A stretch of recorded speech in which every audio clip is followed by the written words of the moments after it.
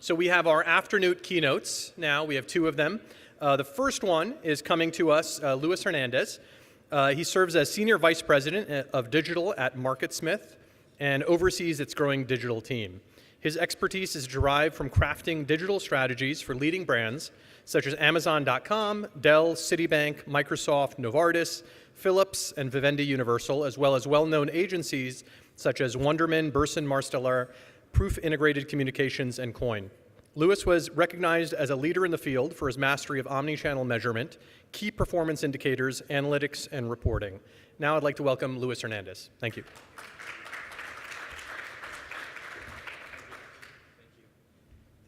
All right.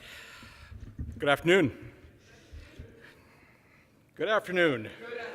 Good. Yeah, so I heard I was going to be following lunch. I got a little worried. At least you're still having lunch, so it's good. So we keep the energy level high. But thanks for joining me today. I've got my little clicker. Make sure I'm good.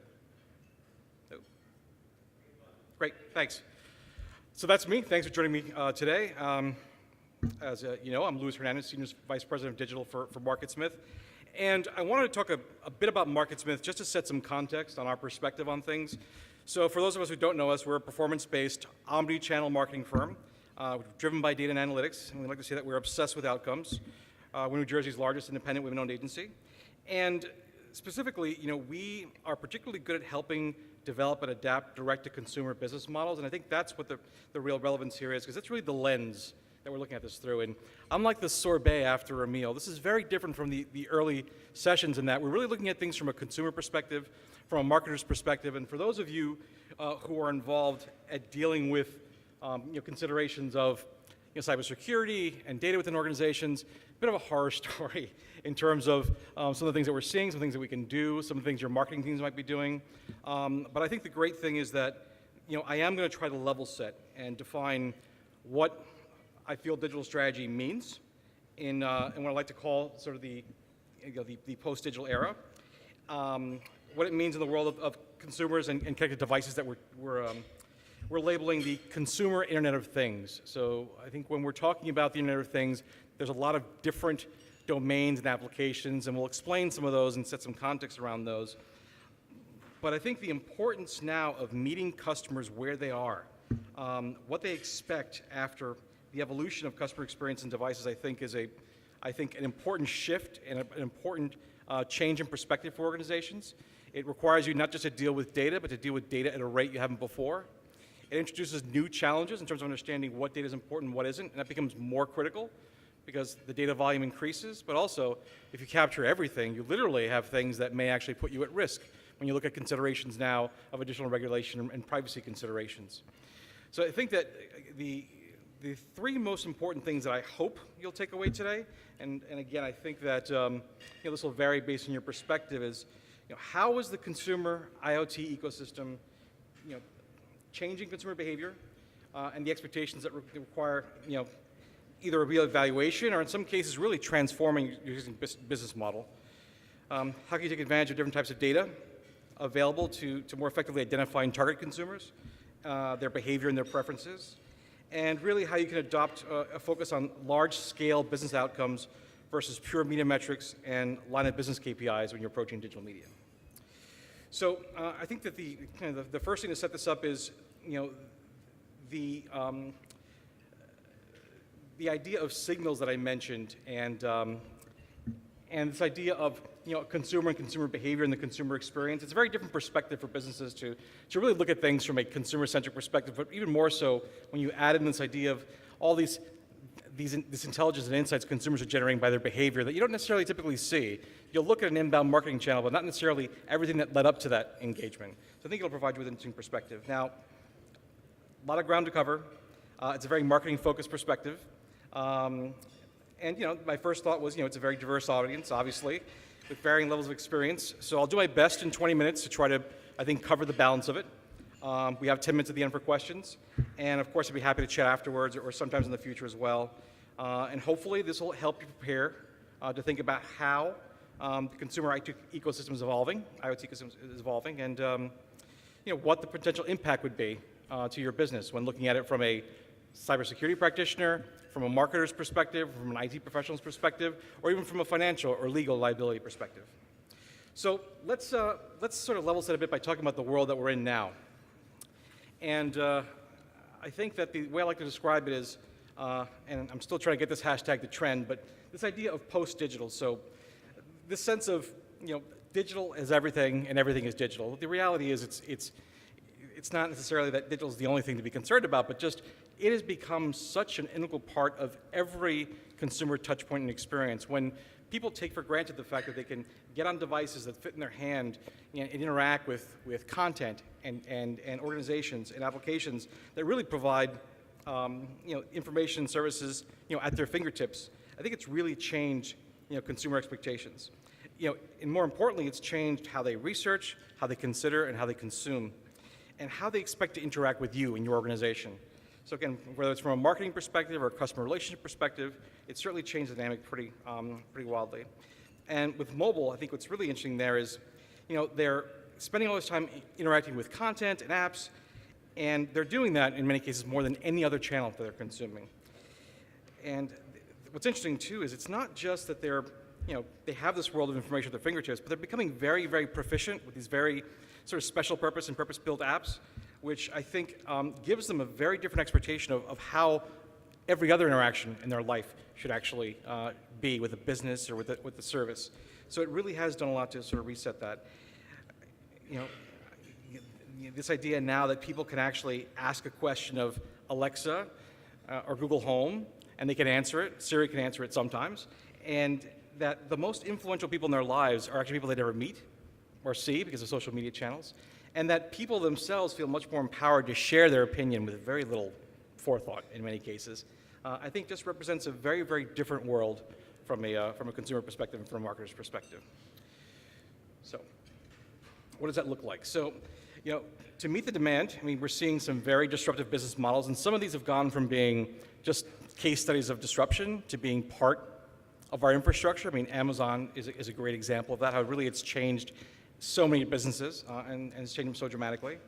And many traditional players are really struggling to transform, to change, to meet that expectation. And I think there's an expectation that that transformation is something that may be either too challenging or too daunting. And there's this idea that you can sort of bolt on these digital channels to your business. You can look at just extending your model.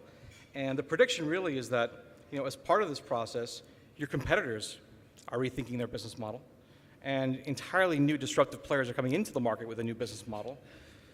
So how can you essentially take advantage of this change and really take the risks to adopt the culture of failing fast forward to try to address that? And I think the reward for that is, we're seeing that firms that are actually willing to transform, to make that change, have a chance of actually being able to achieve greater returns to firms that just bolt that idea on. And I think that reinforces this idea that I had earlier of, again, it's not just a question of digital as an add-on. Digital really is an integral part of every experience now, and it's dramatically transformed, I think, a lot of what we've taken for granted in the past. So when life literally operates at the speed of thought, I think it's very difficult for businesses to keep up with consumer expectations, and I think it's really difficult when it really changes the way that a company conducts its business. So, a great example is when companies are used to offering consumers very, wide and varied and deep options that other firms simply, strip away and simplify. It gives you an example of how these non-traditional disruptive models, have really set the bar high because they stop thinking about what's best for me from an operational or from an efficiency or from a scale perspective, and really it's, let me start first with the consumer experience. Let me start first with what is going to provide the most value and the most engagement to the consumer, and then wrapping their model around that. And what they're seeing is those companies have been very disruptive and they've been able to scale. And you're seeing traditional players whose businesses may stay the same. And I think this is a very common challenge in the B2B market space where folks say, I have the same 50 customers for 20 years, we do business the same way, and I don't see that changing. And the reality is you have an entire new generation of users, and not necessarily even just a question of age, but you have an entire new generation of people who are aging into the market, who are used to interacting with and engaging in a certain way. Then the reality is, today's influencer who may, be used to a certain kind of engagement and behavior, is tomorrow's decision maker. So how do you begin to think about evolving your model to address that? Okay. So I wanted to set up this idea of Internet of Things ecosystems, which I'm sure that you had quite a bit of talk about IoT earlier today. And I think the idea of context is important, and looking at IoT in this context is very important as well. There's an IoT ecosystem consideration when you're thinking about it from an operational perspective, from a logistics perspective. Where I'm focusing today is looking at it really from a consumer perspective. So this idea of understanding the data that's being generated by consumers as part of the consumer experience, how that facilitates different types of consumer interactions, how businesses can actually listen to and react to that. So it's I really wanted to to really make sure that we understood again that we understand that smart companies are already using these technologies. They've already put these in place.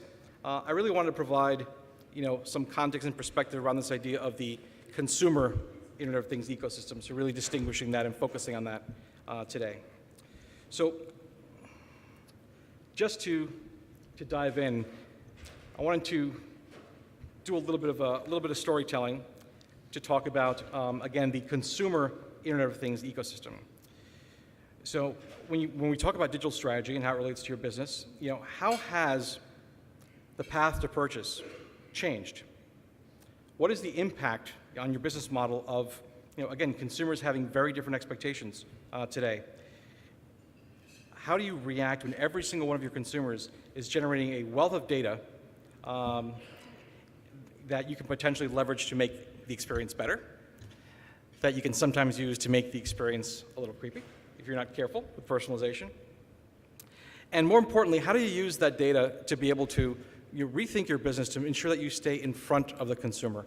A lot of these disruptive players really capture and capitalize and build on existing products and businesses, but what they're doing is by playing that role of direct-to-consumer, they're essentially owning the consumer relationship, and they're getting in front of brands. So I'm going to be great that a player like Amazon that's very disruptive gives you scale. It also gets you one step removed from the consumer. And I think the one critical element, that consumer loyalty, I think is lost when you simply become one of a stable of brands and the experience is driven by a firm that you don't control.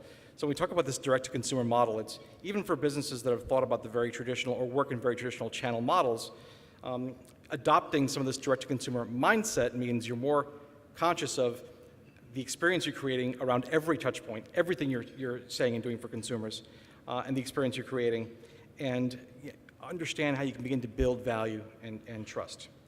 So I'm going to provide a little bit of storytelling, sort of do a day in the life. So meet Jessie. We'll spend a little bit of time with Jessie, and we'll see how the Internet of Things ecosystem plays a role in her life, from her perspective as a consumer and ours as a IoT-aware business. Just curious, how many of you are wearing a Fitbit or Apple Watch or fitness tracker? Okay, that's interesting. Not as many as I thought. How many of you have either an Alexa, Amazon Echo, or Google Home device at home? Okay, interesting. Okay, so let's take you through Julie's day in a marketer's dream scenario. So she wakes up wearing her fitness tracker, which is how she actually keeps track of how she slept, and she's woken up by the alarm clock on her Amazon Echo. She gets on her weighing scale and notes her weight, exactly where she expected it to be. Happy there. She asks Alexa for her daily news briefing while she gets ready. And then she heads downstairs to the coffee that's already brewed and waiting for her. That's not IoT, that's just the coffee makers we're all used to. She checks her phone to see her day's schedule. She goes to get milk out of the fridge. And unfortunately, she has one of those lovely smart fridges that remind her that she may be out of milk and to add it to her grocery list. She quickly checks traffic to work. And then she thinks, I think I probably should have stopped for gas, launches her car app, and sees if she needs to stop on her way home. She can probably make it without stopping, so that's good. She'll save some time on her way in. She grabs her tablet, puts it in her briefcase, and goes to work, and gets ready to fight traffic on the way. As she leaves, her thermostat registers that it's now 8 a.m. and begins adjusting the temperature to improve the energy efficiency during the day. Now, during her day, she receives a note that when she stops to get gas later, she can get a discount on any grocery she picks up at her convenience store, including the milk that she's running out of. She heads out to lunch, stops her usual lunch spot, and the walk to and from lunch manages to help her hit her step goal for the day. unlike me, who can just bake it by just in the arm wave with the step goal. When she gets home later that evening, she's watching Hulu on her smart TV. She sees a commercial for the fast casual restaurant right next to her favorite lunch spot and decides maybe she'll give it a try at some point this week. A coupon in her email the next afternoon, when she forgets to, will hopefully remind her that she can get to that later in the week. While she's watching TV, she manages to spill something on her couch, and it reminds her just how lumpy and uncomfortable her current couch is. Full disclosure, we have a furniture client. This is a real case study. She does some browsing on her tablet and begins to get a few ideas. A few days from now, she'll actually receive a direct mail piece in the mail, actually, inviting her to a furniture retailer near her to find the new one.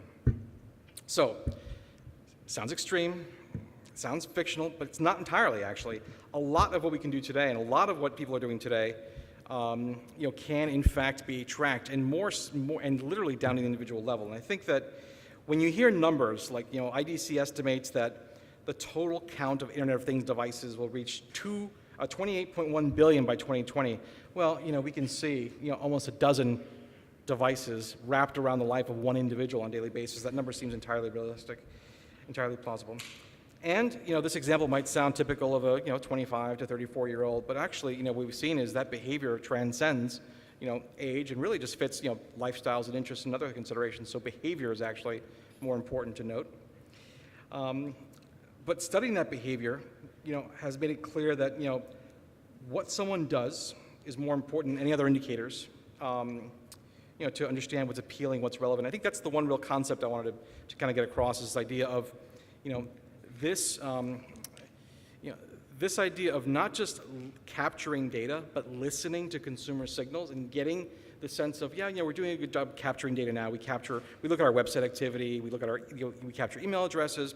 But this idea of listening to customer signals, being ready to respond back interactively, and to do that in the channel that's actually most optimal for them. And it's not just a digital perspective. When I got the request to talk about digital strategy, really it's a question of strategy. It's the channels really driven by the individual. And some channels that worked very well, traditionally still work today. And some work better when used in conjunction with digital channels. I think that's part of the reset that we as marketers have done. And certainly, when we share some more examples of what this data can do, I think it'll be clear that if anything, an omni-channel view on the world is much more effective. So this scenario gave us three types of devices from a consumer perspective. And the first is what I call the personal. So whether it's a smartwatch, some other device, there's all these great little devices. I see these tile devices for your keys. I really wish someone would get me one of those for Father's Day, because I never find my keys or my wallet in the morning. These are devices that people have and carry. They generate data, but the scope of that data is very limited and very restricted in an ideal world for your cybersecurity folks out there. But really, they're devices that primarily generate signals that are picked up by other devices that can track activity. The next is what I call the shared. These are devices that people actually, quite simply, share. They're shared by a group of individuals. They're not necessarily things that are directly available or visible publicly, but now you can actually share your scale at home, and fortunately, it'll actually separate individual profiles, so everyone's data gets tracked and measured separately. Your Nest thermostat, it's used by people across the house, and it can see behavior of who turns it up and turns it down and when and how often, and adjust appropriately. And your car, as you walk up to your car, very simple, very familiar technology, it adjusts its settings based on who you are individually. And then there's the addressable. So the idea here is, and the smart home, the voice assistants at home, like the Alexas, they're almost there. But this idea of devices that we can actually not just see the behavior of, but that behavior is actually very visible. And from a business perspective and from a marketer's perspective, most importantly, they're addressable. So I can literally say, I can see what someone's doing on these devices, and while I won't necessarily get the context of everything else that I've shared, there are ways that we can actually get cues from those other activities and signals that we can then use to actually determine how we message. So, this leads me to like my favorite sort of geek, nerdy word, which I think really describes this well, which is telemetry. And we're very big on this idea of sort of the rocket ship, the spaceship metaphor in our business. And I think that the textbook definition here I think is perfect, because it says telemetry is an automated communications process by which measurement and other data are collected at a remote or inaccessible points and transmitted to receiving equipment for monitoring. It's derived from the Greek, because you have to have the derived from the Greek roots. Derived from the Greek roots tele, which is remote, and metron, which is measure. And I think that's really what we're talking about, is thinking about the consumer and that behavior in terms of signals. So the one thing that is obvious from all this is that generates a ton of data. And from again, with a nod to the cybersecurity folks in the room and those that have talked about data and privacy and control, I think it's really important to understand sort of the ecosystem of data that's out there, that's being generated, what you own as an organization, and what you may be using and interacting with as part of communications, as part of customer outreach or marketing efforts. So the reality is, there is a lot that we can mine directly, and there's some data that's actually very transparent and very accurate. There's some that was more directional. But let's talk about what's probably the most important one, and probably the one that's most familiar, which is the idea of first-party data. So first-party data is very simple. You own it, supposedly. So website activity that comes to your website, email activity. Let's say you have a customer, again, you have a customer record like a phone call. You have a customer database you've set up. You've got activity that you've tracked in your retail store. So again, it's the idea of all this data that you can collect, and this intelligence you can collect from your customer interaction. But what you may not realize is, essentially, what you truly actually own in that mix. And I think that's part of the challenge too. Is, in many cases, a lot of that data is being collected on your behalf by advertisers, by other tools and platforms. So this idea of, well, I'm working with my advertising agency. They've put, tracking tags or pixels on my site. They're collecting all this great first-party information. You've put, and I can say this in my advertising agency, but you've put that information in the control of your advertising agency. What if you want to use that information for another application? Or can that information they're collecting, this great information about people who are visiting my site, where they came from, what else they've done, am I capturing that in a way that I can actually very effectively leverage or utilize?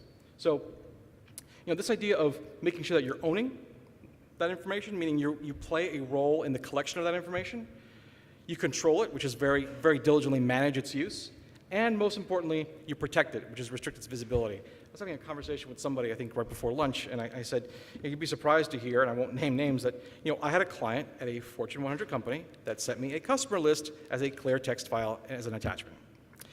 Which, when you hear that and think about that as a cybersecurity expert, it gives you shudders. But this idea of, in every other context, that organization is worried about security, about compliance, about risk, about liability.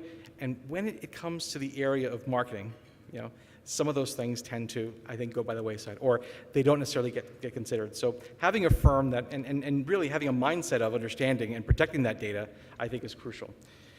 And the other element to protecting that data is protecting its use. So one common issue we run into is we found this, we have this great set of data about our customers. We're going to use it, and we're just going to reach out and market to those customers. And we're going to do that with 15 different tactics at the same time. Well, suddenly, you potentially have, within your organization, 15 different people talking to that same list, or using that list in very different ways. So this idea of being able to manage and protect how you're using your own first-party data is critical. So in an ideal world, people are visiting your website, people are interacting with you, you have ways of being able to tap in and capture some of these great signals, but the reality is that really is limited. It's an audience that you know, and ideally you want to be able to expand and grow that audience. And that's where we get into the world of second-party data. So some of these, for some of these who are familiar with the category, these might fall into the category of second or third-party data, but this idea of there are resources out there people trust with their data. Notice Facebook's up there. And Facebook knows a lot about these people. It's data you can essentially, that they've built over time with interactions and behavior from their clients. And they make that data available. You have to do it through Facebook, but they can actually use that data to be able to target. And the interesting thing is, because of these second-party data sources, because typically their users are logged in, because they are generating these from proprietary sources, because they don't necessarily always make these directly publicly available. You have to establish special arrangements. You typically see a case where it's data that you can use to either make decisions or target that you can trust. And second-party data has become really crucial now, especially when I share some additional examples, especially with concerns around really knowing who you're actually reaching out to. It's very possible that you have somebody that's living in the US that happens to actually reside overseas, and suddenly you run into a GDPR issue with messaging them. And then there's third-party data. So third-party data is essentially, you all hear about cookie pools and the ability to be able to go to third parties and say, I'd like to be able to get data about a particular type of audience or a particular type of behavior. And typically these are anonymized. They're not really addressable or directly identifiable to the individual level, but they can be very helpful and very directional to look at broad scale. So again, this idea of first, second, and third-party data, as we move from first to third, what do we lose? We lose accuracy, we lose control, and it becomes much more difficult to trust. So a good marketing strategy uses a mix of all three. Ideally, their goal as a marketer is to take second and third-party data and activities around that and use it to generate first-party data. But that brings me to sort of another, case study here, which is the idea of media targeting. So now that I shared the different types of data, let's again go through a little scenario, and let's pretend we don't know this is Jesse. So typically, a marketer would look at targeting very, very broadly at a demographic level. So let's say, I have a specific, gender assumption that I'm making, an age range, an income level, and I'm a fashion company, so obviously I want to target people who are interested in fashion. So what we're able to do now is we can actually look at second or third-party data sources, which can say, well, we can actually tell you a bit. We've created a segment about these people. There's a millennial segment of people who are interested in fashion, fragrance, and cosmetics, who happen to visit these websites, who we've identified. And not only that, we think we actually might not necessarily know who they are, but we can identify individuals in that mix and say, well, we can reach them on their desktop and their tablet and their mobile device. But we really don't necessarily know who they are. And obviously, for their own protection, the consumers don't necessarily want you to. Now, the next level of this, so this is actually things that we can do today, and we do now as part of all our campaigns, is this idea of individual level targeting. So, this idea of you going to a trusted second party and saying, I actually want to know, a lot about who I'm targeting. And I can share with you some of the information that I know. And they can actually come back and say, okay, we know this individual. We can actually know where they're located, their exact devices. So you're not saying it's probably this person. We've actually determined this is who we're talking to. We can see a history of activity, and not just offline or online, but offline activity as well. And even if they don't ever tell us their name, they can tell us that this is an actual individual with all these criteria that we can address. Where that gets incredibly powerful is you only need one data point on your own to get all this information. I know your email address. I could match back against this data and connect all of it. So we were talking earlier about emails and passwords. One email address matched against the right source can give you every single piece of this information. Not just arbitrary information, but also historical behavior across an entire ecosystem that we use for marketing purposes. Obviously, we're just trying to sell them stuff, but you can think a bit about kind of the power of that ability to target. So talking about the importance of second and third party data and other considerations. And even though I'm a digital guy, talking about looking at digital, I mentioned earlier this idea of behavior being a better indicator than demographics. So if I'm looking at things from a digital perspective and I'm using my digital analytics and my tools now, I can see, and this is actually not out of 100%, this is sort of indexed in terms of weighting. Well, people are going to, start by searching for my product, and I know that actually they react very well on social media, and also, we've been able to put some content articles out that reacted well too, and occasionally, when they visit our social media page, and if they see our banners online, they actually, eventually come back and buy. But the reality is, once we're able to connect with that second-party data, we can actually get a very complete picture. So yes, individual level targeting, and more importantly, this idea of being able to really see by channel what actually drives influence. We see this very interesting trend, which is, TV watchers, high-indexed TV watchers tend to be lower indexed in a lot of, population segments, social media users. And as you lower your live TV viewership, your social media usage comes up. Okay? So what's interesting, too, is that high TV user, first thing they do after they see that TV ad is they search. So we see search being very impactful. And you know what works really well for them? Is that if they saw the TV ad, we serve them a display ad, either on their Hulu account or somewhere else. That works very effectively as well. So you've completely changed your perspective on what's having an impact where. But my favorite thing is you can start with a postal address, ship something to someone, be able to remarket that person, digitally, to be able to essentially close, that loop and be able to drive that action and that conversion. So for the cybersecurity folks in the room, this stuff is going to keep you employed for the rest of your lives. But I think that, as a marketer and as a technologist, and clearly by my comfort up here, you can tell that I am a technologist, right? So first, data guy first, it's our responsibility, and I think our challenge to use this in a way that can help, again, bridge that gap, create those experiences, but do it in a way that, to be quite blunt, isn't creepy. I always like the personalization example of, and if you had the client, if we had the client design the ad, it would be, hey, Jim, great to see you again. I see that you're in Austin, and you know what? There's an Austin store literally a half a mile away, and it's open until 8 o'clock tonight. Why don't you go buy something? Yeah, Jim just shut his account down on social media. And the simplest change in perspective is, here's the store nearest to you. That's it. Drives more conversion. But you've made it convenient. It's kind of the Applifying of the experience. It's the one-button rule. That's why I had trouble with the controller. It has like 5 of them there. I'm a Mac guy.